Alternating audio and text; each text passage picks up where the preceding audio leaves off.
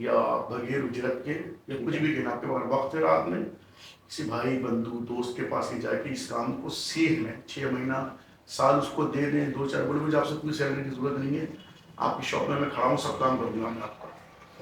तो उसको जाके उसको फ्रीलांसिंग अपनी वॉलेंटरी आप उसको अपनी खिदमत पेश करते हैं, 1-2 साल उसकी शॉप पे रहें, सीखें, फिर इस बिजनेस को आप करें तो ज़्यादा आसानी होगी आपको।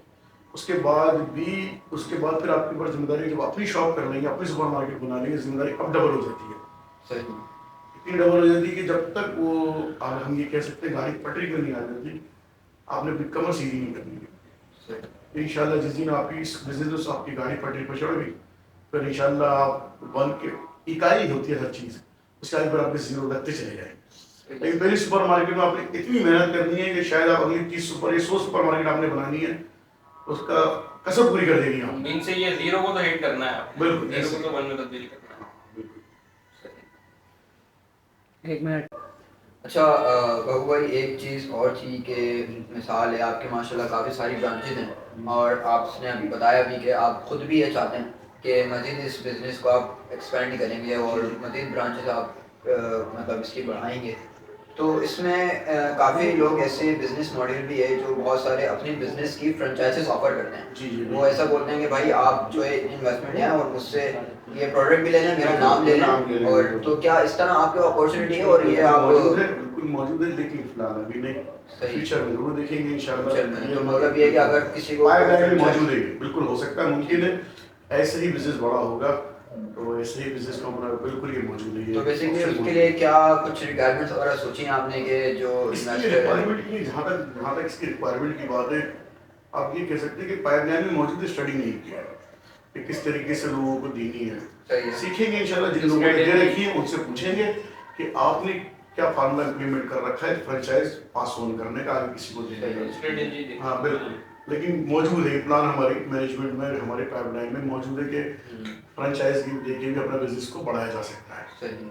अच्छा बेसिकली एक चीज़ है, आप बड़े इस चीज़ से वाकिफ़ होंगे और जहाँ तक मुझे मतलब एक चीज़ का है कि आप इस चीज़ के बड़े सताए भी होंगे कि मार्केट के अंदर क्रेडिट यानी कि उधार नाम जो एक चीज़ है, बिल्कुल बिल्कुल, वो बड़ा एक जहन पे बड़ा एक सोसाइटी में तो है कि मतलब आपको या तो पीछे से माल आपको बड़ा कैश पे नहीं मिलता है, उधार पे लेना पड़ता है, या फिर कस्टमर जो आपसे परचेज करता है, जो आपके डेली कस्टमर है, वो अक्सर बोलता है यार अभी नहीं है, बाद में लेना। तो आप इस चीज़ को क्या समझते हो और इसके अलावा एक कोई स्ट्रेटजी आपके दिमाग में ऐसी है कि कोई एक ऐसा मॉड्यूल है कि टोटली बिजनेस जो है वो कैश पे चलेगी, मतलब पीछे से भी आपका जो रॉ मटेरियल है और आगे भी आप जो है पास ऑन किसी भी करें। हमारे सुपर मार्केट के अंदर जैसे 2 स्टेप हैं, माल खरीदना और बेचना, सही है। एक आम किराने की शॉप है, वहाँ तो चलता है क्रेडिट है, सही है। तो जो सुपर मार्केट जो मेन रोड पर अच्छी नामी गिरामी, वहाँ क्रेडिट का कॉन्सेप्ट है नहीं। क्रेडिट भी कैसे, वो बंदा कार्ड लेकर आएगा, हमारा ये एक तरीके से बजट टोटल कैश पर है, कैश पर पैसे हमें कैश ही आते हैं। कंज्यूमर साइड, हाँ कंज्यूमर साइड से हमारे को कैश ही आता है। तो हद से ज़्यादा आएगा क्रेडिट कार्ड की मत नहीं, उसमें हमारे बैंकिंग हमारे अकाउंट पे आएगा। अब आई परचेज के ऊपर कि हम, आपका जो सवाल है कि परचेज कैश पे करनी चाहिए कि उधार पे करनी चाहिए, देखिए हर हाल में परचेज जो कैश पे ही करनी चाहिए। और ये मैं कह रहा हूँ कैश ये नहीं कि हार्ड कैश दिया जाए, बैंकिंग चैनल से पेमेंट की जाए, करंट डेट पे दी जाए, करंट डेट पे दी जाए, उससे ये होगा कि आपको हर वक्त आपकी शेल्फें फुलफिल रहेंगी, वेंडर खुशी खुशी आपके पास आएगा, सबसे पहले आपको इसको पास ऑन करेगा, डिलीवर करेगा वो कि बाबू भाई के पास से पेमेंट कैश आती है, करंट डेट का चेक आता है, उनका चेक क्लियर होते हैं माशाल्लाह। इससे ये होगा आपको एक्स्ट्रा डिस्काउंट मिलेगा, हर वक्त वेंडर आपकी खिदमत में हाजिर है, इन्वेंटरी सर्कल जिसका बिल्कुल नहीं होगा उसको, बिल्कुल हर वक्त मिलेगा। कभी आपको इसको ये इस तरीके से कह सकते हैं, आपका कस्टमर बाउंस नहीं होगा, क्या वो ये शिकायत उसकी दूर हो जाएगी कि आपके पास स्टॉक नहीं होता है, आपका फला आर्टिकल नहीं है, फला बार नहीं मैं आ रहा हूँ, आप पैसे ना होने की वजह से आप वेंडर को बुकिंग पर आ रहा है, आपका पैसे ना होने की वजह से, आपका रिकॉर्ड खराब होने की वजह से आप उसको ऑर्डर नहीं दे रहे हैं, और फिर आपकी जाहिर है फिर वो देर में वेंडर भी, आपका रिकॉर्ड खराब है पेमेंट्स देने के अंदर, तो वेंडर भी आपको लामाला 3-4 दिन 5 दिन वक्त बाद सप्लाई देगा, जब उसको लगेगा मेरी सेल डाउन है तो बाबू भाई को भी सप्लाई दे दूँ, जो पेमेंट चलो बाद में आ जाएगी। तो बेसिकली माशाल्लाह आपकी 4-5 ब्रांचेज हैं, तो इसके अंदर मजीद जो इन्वेंट्री है, ऑब्वियसली जो प्रोडक्ट्स हैं वो सारे आउटलेट्स के ऊपर सेम ही होंगे। जी बिल्कुल, तो आप उसको किस तरह मैनेज करते हैं इन्वेंट्री को, कि यार इस मतलब किस तरह उसको स्टॉक मैनेज करेंगे? अच्छा, इस पहले तो हम जब हमने बिजनेस स्टार्ट किया तो हम मैनुअल थे, सही। जैसे सब करते हैं देसी तरीके से। तो अब फिर हमने, जब मैं आपको बताया ना, मैं हुसैनाबाद एक सुपर मार्केट गया था, तैयब फार्मेसी, बड़ी मशहूर है तैयब के नाम से। तो वहाँ मैंने फिर सॉफ्टवेयर देखा कि सॉफ्टवेयर क्या चीज़ है, सही है। ERP इंटरप्राइज क्या, Enterprise Resource Planning हाँ System। बिल्कुल, वो मैंने देखा, पॉइंट ऑफ सेल देखा, उसके अंदर अकाउंट्स का मॉड्यूल था, HR का जो कुछ था मैंने वहाँ से सीखा। अब हमने जब ERP लगाया तो फिर उस बेसिकली, जब अब ये कह सकते हैं आप उसको, मैं आपको खुलासा ये कर दूं, जब हम दौरे जदीद के साथ अपडेट हुए ना, तो हमारी मल्टीपल ब्रांच स्पीड से बढ़ी। जैसे ही हमने डिप्लॉय करा ERP, एक अच्छा ERP डिप्लॉय किया और उस पर गए हम, बहुत सारी विंडोज, फिर हमें लगा कि यार ये ब्रांचेस मल्टीपल आसानी से हो सकती हैं। सही है। तो उससे हमें बहुत फायदा हो रहा है, आज भी फायदा हो रहा है। ठीक, बिल्कुल एक क्लिक के ऊपर हम रिपोर्टिंग के साथ अपनी sale, purchase, expense, account, profit and loss. तो कहने का मकसद ये कि आईटी का जो एक बड़ा रोल है बहुत इसके अंदर बहुत कि हाँ। आपकी जो बिजनेसमैन अपने आप को हालात के साथ अपडेट नहीं करेगा, देसी तरीके में चलता रहेगा। दो निज़ाम है बेसिक, एक सेठिया निज़ाम है, कॉर्पोरेट निज़ाम है। बिल्कुल ऐसा। हमारे शॉपकीपर की उसमें ना, अब भी लोग जो सेठिया निज़ाम पे चल रहे हैं खुद गल्लों पे बैठे हुए हैं, हाँ। सही है, लेकिन अब गल्लों पे बैठने का नुकसान ये है, आपको लग रहा है चोरी नहीं हो रही, लेकिन बेसिकली आपको मैग्नेट की तरह, चिंगम की तरह चिपका दिया उसने। सही। आप ज़ाहिर सुबह आ रहे हैं, सुबह 14 घंटा गल्ली पे बैठ रहे हैं, दुनिया आप देख नहीं रहे, एनालाइज नहीं कर रहे, ऑब्जर्व नहीं कर रहे, बाहर निकलने का मौका ही नहीं मिल रहा ना। बिल्कुल ऐसे ही। तो जाहिर है फिर वो आप अपने बिजनेस को कैसे बढ़ाएंगे आगे, आपको सीखने को ही नहीं मिलेगा। वो तो आप रोजाना आपकी नजर से गले में चोरी पर है। लेकिन अगर एक अच्छा आप अपना ये अपने आपको आईटी में अपडेट करेंगे, उसमें आप CCTV ले लें, ERP सॉफ्टवेयर ले लें, जो कुछ है, तो आपको बहुत आसानी होगी, आपको भी सुकून मिलेगा, फैमिली को भी टाइम देंगे और आपका बिजनेस जल्दी मल्टीपल होगा। और एक क्लिक के ऊपर आपके पास आपने क्या खोया क्या पाया। तो मैं अपने बिजनेसमैनों को यही मशवरा दूंगा कि जितनी जो भी है बिजनेस को आईटी में लेकर आए, अपने आप को अपडेट करें और अपडेट से ही काम लें, वरना आप पीछे रह जाएंगे। इसका मतलब ये आईटी की सर्विसेज को आप डिनाई नहीं कर सकते। ना इसका बहुत बड़ा किरदार है। हर तरीके से मैं इसका मतलब हूं, मैं अपने बिजनेस बढ़ाने के लिए। अच्छा, एक मेरा ये सवाल है कि हमारी यूथ को आप क्या मशवरा देना चाहेंगे? बहुत सारे हमारे नौजवान भाई हैं, वो जॉब और बिजनेस को मतलब ऐसा समझते हैं, वो ज्यादातर उनका शौक देखा गया है कि वो जॉब करना चाहते हैं। जी जी। तो आपका क्या मशवरा है, क्या मशवरा देना चाहेंगे कि वो उनको जॉब करनी चाहिए या अपना बिजनेस डेवलप करना चाहिए? अच्छा, मैं यूथ को ये मशवरा दूंगा, सबसे पहले तो अपनी ही जात से सवाल करें कि मुझे क्या करना है। सही। पहले अपने आप को अपना विजन क्लियर कर ले कि मुझे बिजनेस करना है कि जॉब करना है। जब विजन क्लियर हो जाए तो फिर उसके पीछे जो हमारे जो कतार में है वही शुमार में है। फिर आप कतार में लग जाए, इंशाल्लाह आप शुमार गिनती में भी आ जाएंगे। तो बिजनेस करना कोई मुश्किल काम नहीं है, यानी कि वो या इतना कोई रॉकेट साइंस नहीं है, बिजनेस नहीं किया जा सकता। लोग कराते बहुत है यूथ को कि भाई बिजनेस देने ही हो जाएगा, ऐसा नहीं है। बिजनेस करना कोई इतनी बड़ी रॉकेट साइंस है, नौजवानों की बिल्कुल भी नहीं है, क्योंकि वो IT एक्सपर्ट है, नौजवान है, उनको वो कुछ आता है जो मुझे नहीं आता। मोबाइल के साथ, ईमेल के साथ, PDF के साथ ऐसा खेल सकते हैं, मुझे भी बताओगे, उनको ज्यादा पता है, बहुत आसानी से कर सकते हैं बिजनेस।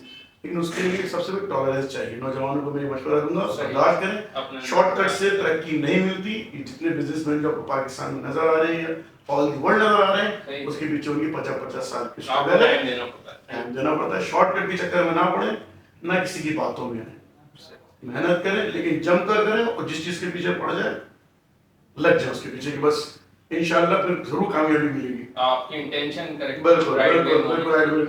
सबसे पहले तसल्ली से पूछे मुझे करना क्या है, अपने आप से अपने जात से सवाल पूछे मुझे क्या करना है। जिसने सोच लिया मुझे लग गया। और जॉब अगर बहुत से नौजवान बच्चे हैं वो कहते हैं भाई 9 to 5 करना है, सैटरडे संडे छुट्टी करनी है। सही। मैं यही कहना चाह रहा कि अपने कंफर्ट जोन से बाहर नहीं चलिए कोई इशू नहीं है। अगर जॉब में उसको महसूस होता है, कंफर्ट जोन भी लोगों ने किया होगा, उसको महसूस होता है यार मैं 1 लाख में 1.5 में मेरी सैलरी है, मेरी जॉब है और मैं 9 to 5 करता हूँ, हफ्ते थोड़ा छुट्टी करता हूँ, बाकी अपनी हॉबीज को एंजॉय करता हूँ और मैं इसमें खुश हूँ। तो कोई बुरी बात नहीं, किसी की बातों में ना आए कि लग्जरी कार होगी।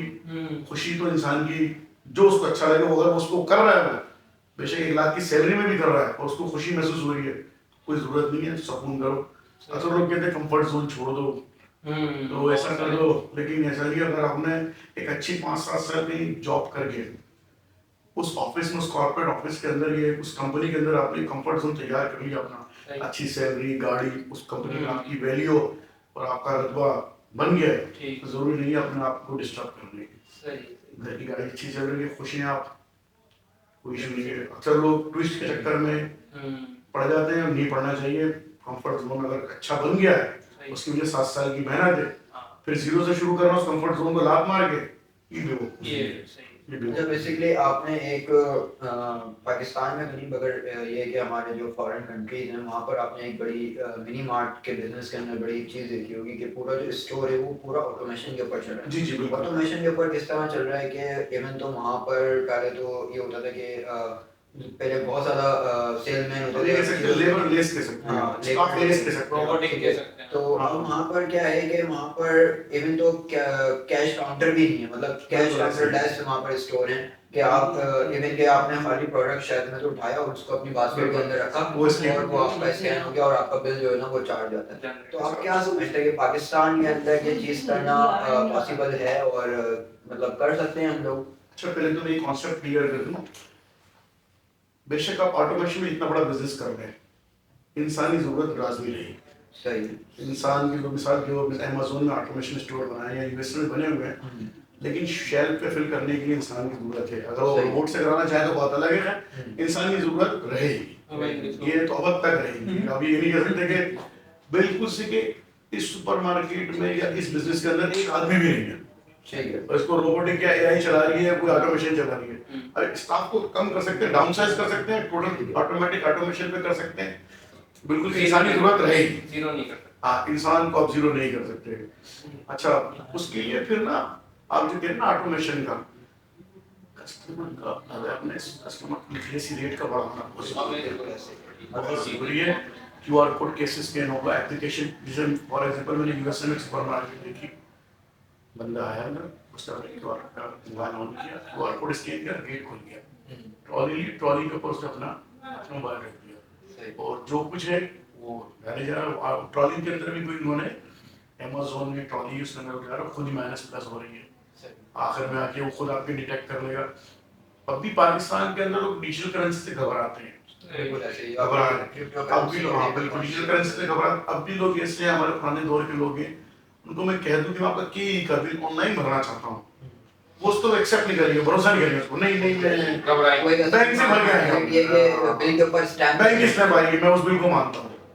ऐसे लोग अभी इसमें टाइम लगेगा पाकिस्तान में, लेकिन होगा जरूर और जल्दी हो जाएगा, बस ये है, बाकी होना जरूर है ऐसे ही। अच्छा, इसके अंदर एक चीज़ है कि मतलब ऑटोमेशन की बात आती है या फिर उसकी बात आती है बेसिकली, तो वो कहते हैं कि यार आप लोग जो है ह्यूमन रिसोर्स को काफ़ी कम कर रहे हैं, तो इससे जो एक कंट्री के अंदर या फिर वर्ल्ड के अंदर एक बेरोजगारी आएगी, तो वो फिर या ये एआई के आने से बेसिकली जो नहीं, फिर नए एआई के आने से अगर आप कुछ जॉब्स लेस हो जाएंगे तो कुछ नए मौके भी पैदा होंगे, लाजिम पैदा होंगे। ऐसा नहीं है, ये कायनात का निज़ाम है, ये चलेगा जरूर, कोई किसी की जगह लेगा, कोई फॉर के लिए मैंने देखा कि भाई एक 100 मजदूर कोई काम क्या करते थे, फॉर एग्जाम्पल 100 मजदूर गड्ढा खोदा करते थे, एक शॉवर आ गया तो 100 मजदूरों की जगह अकेले खोल दिया उसने, सही है, लेकिन पीछे जो शॉवर बनाने वाली कंपनी है, उसका मैकेनिक है,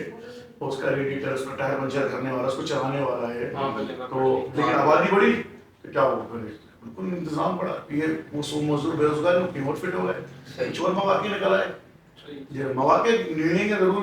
अब ऐसा नहीं है कि बिल्कुल से कुछ 90s के अंदर पाकिस्तान के अंदर, शायद आप तो छोटे होंगे, आईडियो कैसेट का बिजनेस था, आईडियो कैसेट का, बीसीडी का, सीडी का, घर के अंदर भी था, वहाँ सब पर क्या उसकी जगह कुछ और आ गया, टीवी आ गया, बेरोजगार नहीं, उन्होंने शॉप के अंदर कुछ और शॉप खोल ली, रिप्लेस तो हो जाता है, सही टाइम का एक टाइम होता है। कुछ लोग उस बिजनेस को फ्लॉप होने के बाद कुछ और कंटिन्यू नहीं करते, घर पे आराम कर लेते हैं, बोलते बस हमारा बिजनेस खत्म हो गया।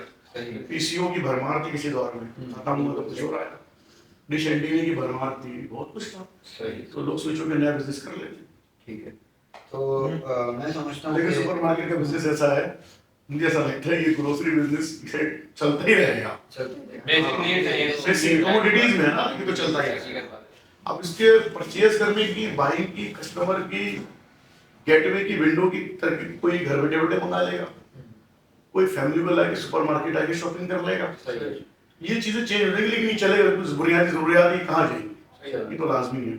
इसको कोई टेक यानी कोई आईटी इसको रिप्लेस नहीं कर सकती, कोई नए अपडेट वर्जन आ गया ग्रोसरी का, पुराना वाला वर्जन फेल हो गया, ऐसा कुछ भी नहीं होगा इसके अंदर, सही। वो तो चलेगा। तो माशाल्लाह बाबू भाई बहुत बहुत शुक्रिया, आपसे बात करके बहुत अच्छा लगा। आज की पॉडकास्ट तक यही जी जी, तो माशाल्लाह बहुत अच्छा सेशन था, और बहुत शुक्रिया। आपका हम तहे दिल से बड़े नहीं, शुक्रगुजार हैं कि आप आए, अपना कीमती वक्त हमें दिया। बहुत शुक्रिया, बहुत और शुक्रिया। माशाल्लाह आप काफी मसरूफ आदमी हैं, हम आपकी मसरूफियात को समझ सकते हैं, मगर ये था कि हम आपका जितना शुक्रिया अदा करें मैं समझता हूँ बहुत कम है। आपने मेरे को आपने अपना इस असल में लायक सबसे समझा बड़ा नहीं। एक दुनिया में समझता हूँ कि कोई भी शख्स अपना सब कुछ दे सकता है, मगर एक टाइम एक ऐसी चीज़ है, वक्त हमारी आपने निकाला, और बड़ा मेहरबानी आपकी, बहुत शुक्रिया। आपकी मेहरबानी से मुझे लुत्फ अंदोज हुआ बहुत। मैं तो चाहता हूँ यूथ कुछ करे, जरूर बिल्कुल हाजिर हैं इंशाल्लाह। इंशाल्लाह फिर कभी हुआ तो आपसे दोबारा मुलाकात होगी बिल्कुल, इंशाल्लाह। अल्लाह